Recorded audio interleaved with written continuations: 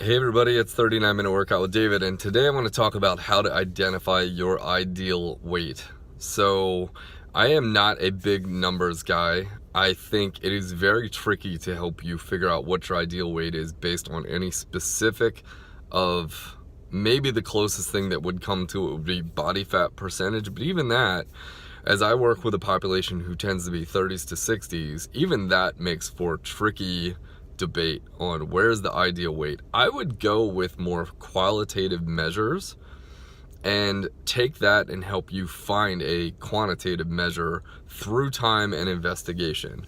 So I could quickly say I would initially, for women, work to get under 35% body fat, and maybe, depending on your age, your athleticism, and your build, maybe get under 30. Now, much beyond that, for women 30s to 60s, will get a lot tougher, require a lot different commitment, go a little past lifestyle to what I would think of as like sport-focused nutrition training, which isn't really my specialty. Men, I would focus on getting sub 25% body fat, and then eventually maybe under 20, again in the same conditions. But having said that, I think that there's some other real qualitative factors that should matter more to you. And number one is that you choose to be realistic, okay? You're not getting back to your college weight if you're 45 and you had 3 babies. It's just not happening very likely for most women and men even, right? Men don't have babies, in case you didn't know that. But even men at 45, it's not that likely. I weigh 50 pounds heavier than I did in high school, and it's not that I'm overweight. So the body just changes. It's really, really tough to expect yourself, as your body morphs and changes through decades, to go back to that. And a lot of times when I talk to men and women, it's like, oh, what do you want to be? Well, I want to be 25 pounds lighter. I want to be 125. Well, when were you that? In college. It's like, oh, Lordy. I don't want to discourage you if you think you can do that. I mean, some people do have a very slight lean build where it's possible, but I think it's going to create a lot of frustration and suffering, which I'm all about getting rid of that in terms of getting you healthier. So let's get rid of the concept that we're going to be our college weight anymore and focus on something more qualitative and more reasonable and reachable for you. Number two is that a good barometer is, where would you feel confident? For a lot of women I talk to, and I'd love you to answer this question right now in your mind, what size clothing do you wear that feels really good? If you're currently a 10 and you're like, the last time I was a 6, felt awesome about myself. I was kicking ass, working out, eating really well, and a 6 was really manageable and I felt awesome, then damn it, that's a good number for you. That's an ideal weight for you, right? I don't want you to think that like, maybe you should try to make it a 4. It's like, shoulds are not real helpful. Let's put it that way, to be kind, to be subtle. I was gonna use a worse word, but not real helpful. What weight and or size clothing would make you feel more confident? For a lot of guys, we know like our belt size, right? I'm a 32, when I'm a 32, I feel confident. When I'm a 36, it means my belly's getting too big, right?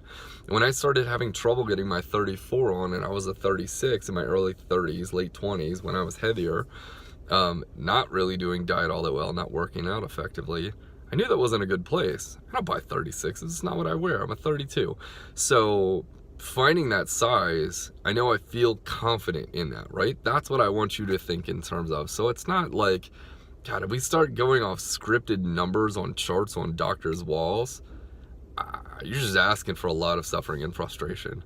But if you said at a 6, I'm really happy and I feel awesome in my clothes, and that helps me feel more confident with my husband and with my work and whatever, well, then that's a great ideal number for you, right? That's what we're really looking for. And number 3, it is a place where your fitness and your nutrition is on point, but it's not impossible to maintain.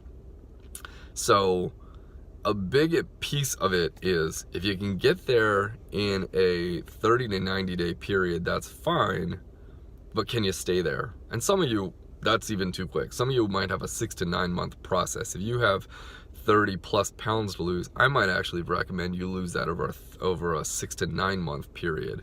If you have more than, let's say, 50, I would probably shoot for more like a year period that you're losing weight. But where is it that you hit that stopping point? I don't mean a plateau, because if you got 30 pounds to lose, you're gonna go down, down, down. I don't mean where you first plateau. I mean where you have been on point. You seem to have lost as much weight as you possibly can. You're at a size where you feel confident in yourself. Your health is good. You're able to work out and kick ass in the gym and really feel vibrant and strong. Your strength translates to how you feel in your life. And all those things are in place. And to go further would mean more sacrifice, more hours in the gym that are just more than you want to give. Then that's the line that you draw in the sand and say, this is my ideal place. And for some of you, that might be adjusting that number in your mind. And if that's what you got to do to feel at peace, then please do that. Okay? Boy, the most important thing to me is that you reduce suffering and you come up with a realistic goal. But I'm not saying pull the wool over your eyes. It is also important that you get healthy. And so I do want to be realistic about the fact that for some of you, if you have more than 10 pounds to lose, I'd put you in that we need to get that off of you so you can get to a healthier place. But how to pick your ideal weight, let's start with those three things. Number one, be realistic, okay? It's, does your age, what does your age dictate is reasonable? Let's not base it off of 20 years ago, right? Number two was, let's get to a size in a place that feels confident, that when you feel those clothes, you feel like you're in a good place. And number three, let's get to a place where fitness and nutrition is on point, but it's not too much of a sacrifice to get you further down. You'll know that point with number three when you tighten up your diet really, really well, and your workouts are on point, and both are synergistically happening really, really well, and you're in a good place, and you cannot lose any more weight. You got two options at that place. You got one option is, I'm gonna go tighter with nutrition, I'm gonna make all sorts of sacrifices, I'm gonna give up ever going out with the girls for drinks or ever having an ice cream again, and I'm gonna work out 5 days a week, yada, yada, yada. Or you can go, man, I'm really happy where I am. This is maintainable. I can have some parties and cheats where I want to. I have a good routine with fitness. That's where I'm going to stay. And that's the place where you fork off and you have to make that decision. So where I would push you to go is the place where it's comfortable, where you put in good work and you found a diet that matches, but it's not unrealistic. That's where I would really urge you to go. And I hope you would too. So I hope that was helpful. So if you are local to Maryland, check out my new health and fitness group. It's called My Health and Fitness Upgrade. It's a great little private group for men and women enthusiastic about living healthier lives through the three pillars of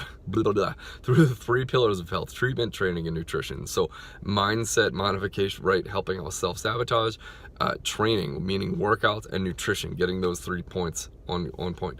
If you want a supportive community where you can continue to work on that, learn that, get really helpful support from my wife, Abby, and I, go ahead and click through that group. If you are outside of Ellicott City, Maryland area, and you're nowhere near me or somewhere else in the world, or just outside of my region and not in reach, check out my my Breakthrough 39 Facebook page, which is all things kettlebell and nutrition.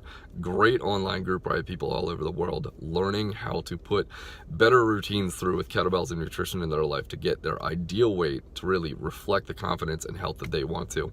Thanks so much, everybody. I'll see you next time.